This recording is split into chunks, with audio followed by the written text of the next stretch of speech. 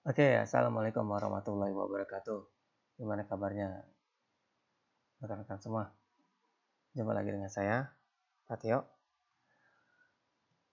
Sebelumnya saya minta maaf nih, saya buatnya dadakan malam-malam.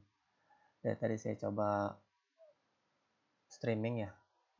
Rencananya sih tadinya mau niat besok pagi saya mau live streaming pakai YouTube atau pakai Zoom atau pakai Google Meeting.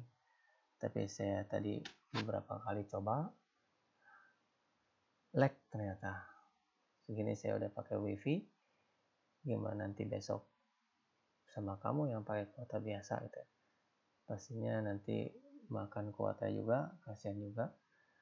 Makanya eh, saya berubah konsep, tadinya apa namanya, yang mau live streaming jadi berubah jadi recorded seperti ini nih, dadakan nih. Jadi harap maklum ya, nggak prepare ya. Nah besok saya harus ngasih bahan, tapi malam-malam kayak gini, malam-malam saya buat ini pakai lampu biar terang ya. Ini waktunya kita nggak banyak, karena kalau kebanyakan kuota kamu juga cepat habis ya. Jadi kita singkat aja, nanti tugasnya ada di LKS ya. Oke, sekarang kita bahas langsung. Kalian udah kenal saya semua kan ya, pastinya sudah kenal. Kalau tadi di kelas 11 saya memperkenalkan diri dulu, kalau di sini nggak perlu rasanya karena kalian sudah kenal semua ya. Lanjut, sekarang materi kelas 12, alur pembuatan produk multimedia ya. Kelas 12 multimedia SMK Citra Negara ya. Di sini saya mau nerapin sistem point ya. Sistem point ini berpengaruh dengan kompetensi inti. Jadi setiap siswa dengan nilai poin tertinggi dari seluruh kelas akan mendapatkan reward pulsa sebesar 100.000 per semesternya. Yang kedua, 10 siswa dengan poin tertinggi dari setiap kelas akan mendapat nilai tambahan sebagai apresiasi dari rasa tanggung jawab, responsif, dan proaktif dalam kegiatan belajar. Yang ketiga, nilai poin tertinggi di ranking secara menyeluruh setiap tingkatan kelasnya. Yang keempat, cara untuk mendapatkan poin. Yang pertama, aktif bertanya, itu dapat 1 poin. Aktif menjawab pertanyaan, dapat 1 poin. Hadir di kelas, dapat 1 poin. Mengerjakan tugas, dapat 1 poin. Mendapatkan nilai tugas lebih dari 80, dapat juga 1 poin. Ya. Jadi silahkan berkompetisi, raih poin setinggi-tingginya, supaya kamu dapat nilai tambahan untuk persiapan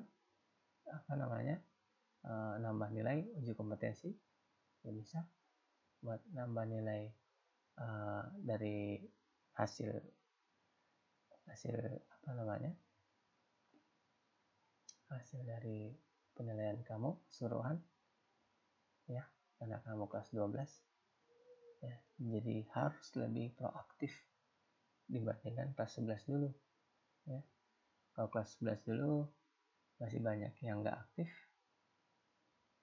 khususnya kelas-kelas tertentu ya. Saya nggak sebutkan kelas berapa, tapi ada kelas tertentu yang sangat sedikit sekali yang aktif gitu. Mudah-mudahan ini dapat membantu kamu untuk semakin bersemangat ya. Tujuan pembelajarannya adalah mampu mengidentifikasi proses pembuatan produk multimedia secara jelas, lalu juga bisa menceritakan kembali bagaimana sih membuat produk multimedia secara jelas, juga mampu merangkum proses pembuatan multimedia secara jelas. 3 poin ini yang paling penting. Baik, tahapan proses multimedia itu dibagi menjadi 3. Pertama, tahapan praproduksi, kedua, tahapan produksi, ketiga, tahapan pasca produksi. Di mana setiap tahapan ini kita harus mengerti supaya kita paham langkah-langkah apa yang akan kita lakukan per setiap tahapannya. Di tahapan praproduksi lebih banyak tentang perencanaan, terus persiapan sebelum memulai proses. Perencanaan itu meliputi dari desain, konsep desain, terus tim, membangun tim, terus merencanakan anggaran keuangan, dan lain-lain. Kemudian di tahapan produksi lebih banyak ke proses pembuatan, render dengan mengedit, ya, editing, ya, itu masuk ke tahapan produksi. Kemudian di pasca produksi, di mana tahapan di sini lebih banyak ke persiapan penggandaannya ke publik, gitu.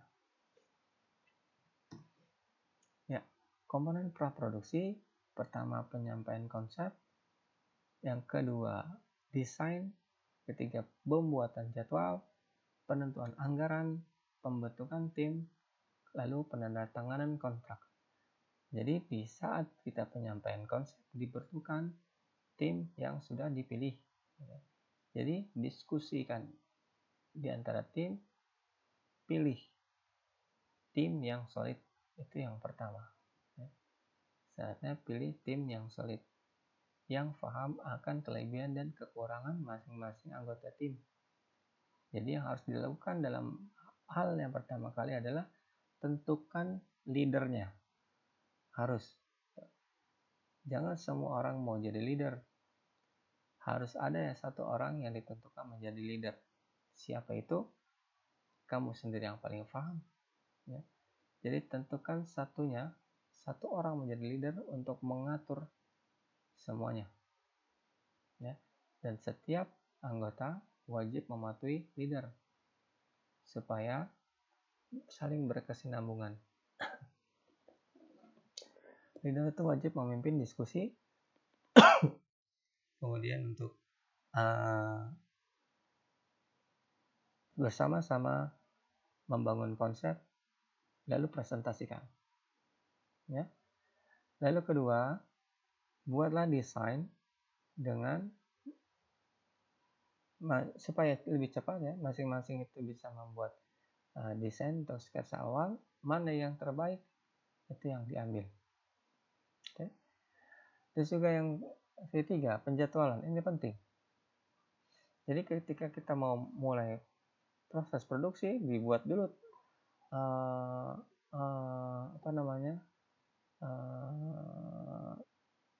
milestone-nya atau jadwal. Jadi milestone yang biasanya saya sebutnya milestone, pencapaian.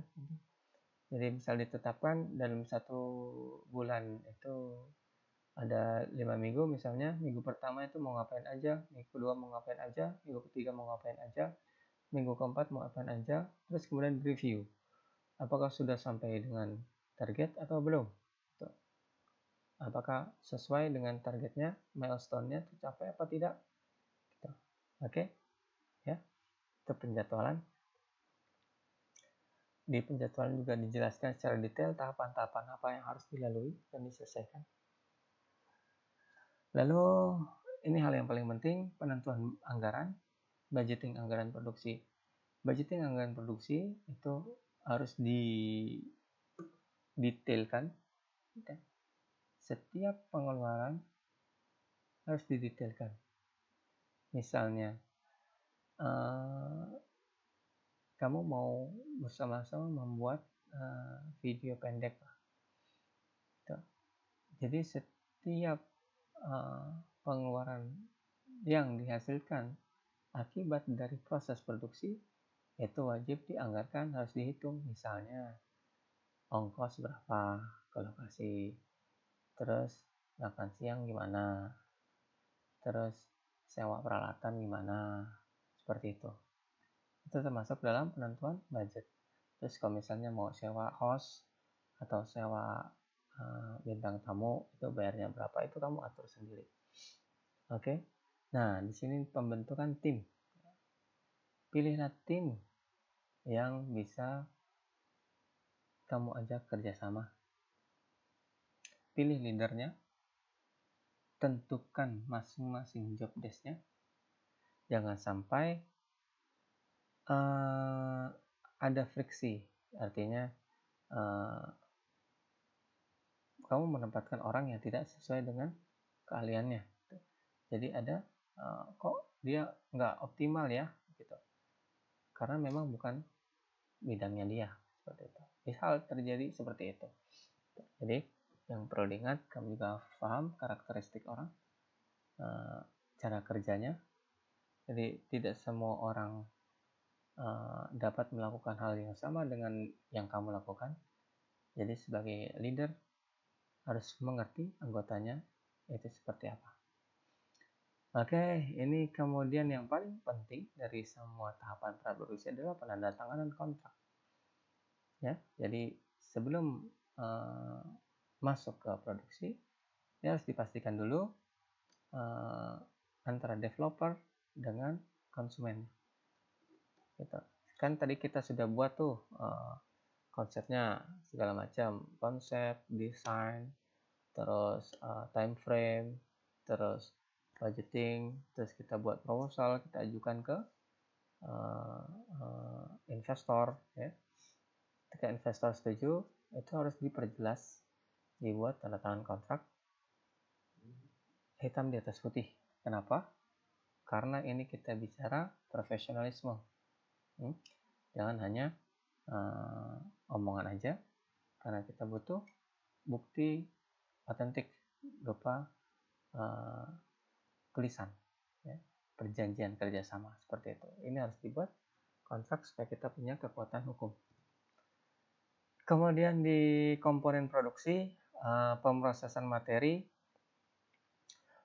materinya diproses. Kita biasanya kalau kita produksi multimedia atau bisa produksi suatu film pendek, ini mulai syuting, mulai buat skenario, ya, terus bikin footage, ya, terus syuting dan lain-lain sebagainya.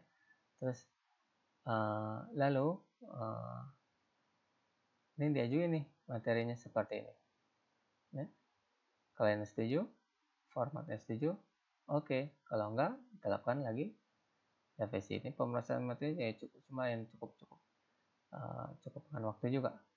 Nah, kemudian pengintegrasian materi. Bagaimana supaya materi tersebut menjadi lebih bernilai, artinya lebih mempunyai value itu ketika orang melihatnya. Kalau dalam seni sinematografi pasti akan ditambahkan dengan efek-efek dramatisir, jadi supaya lebih menjiwai, jadi tidak flat kayak gitu aja. Nah, tentukan desain utamanya, desain yang apa yang akan mau dipakai, lalu buat versi alfanya, versi pertama dari suatu project kita yang review sendiri, kita yang uji coba sendiri. Oke, setelah ini dibuat versi pertamanya, kita sama-sama satu tim uji. Bagaimana ujinya? Apakah baik? Kalau kurang baik, versi alpha ini kita revisi lagi. Kalau sudah baik versi alfanya, bisa dinaikkan jadi versi beta. Versi beta itu adanya di proses pasca produksi. Ya, inilah komponen dari pasca produksi. Pengujian beta testing. Ya, jadi kan tadi kita udah buat alpha test supaya kita tahu nih hasilnya seperti apa, karena kita yang uji sendiri itu bagus. Kemudian kita buat beta test untuk kita ajukan ke customer, ya. Ini loh hasil kita beta testnya, versi keduanya dari yang pertama. Alpha test itu versi yang pertama, beta test itu versi kedua, sampai dengan ditemukan format yang pas. Jadi ini biasanya dilakukan revisi berulang-ulang. Lakukan juga evaluasi juga sama ini biasanya paralel, ya, antara pengujian beta test dengan evaluasi berserta revisi. Nah, ketika sudah masuk ke dalam revisi, adanya proses-proses perbaikan, proses pengulangan, lalu produk itu pasti akan menjadi produk yang siap. Ketika produk udah siap dan siap diproduksi massal, dan inilah diperlukan saat-saat yang penting, yaitu proses pengarsipan. Selesai. Demikian materi dari pembahasan kita tentang alur pembuatan produk multimedia. Untuk tugasnya kamu bisa dilihat di LKS yang seperti ini ya. Ini LKS-nya. LKS seperti ini. Modul pertama. Nah, kamu bisa kerjakan halaman 18 ya. Apa yang dimaksud dengan multimedia 1 sampai 5 ya. Kemudian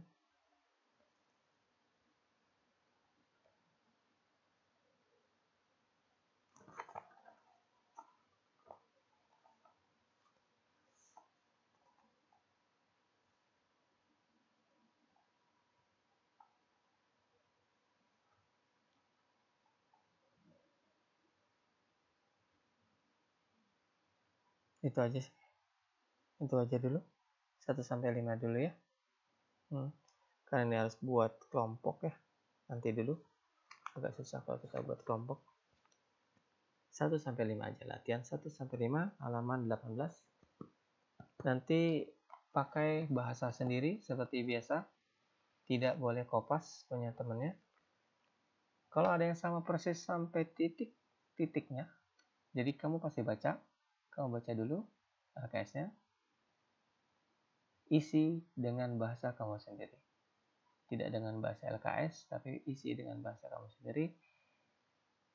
Nanti kumpulkan tugasnya.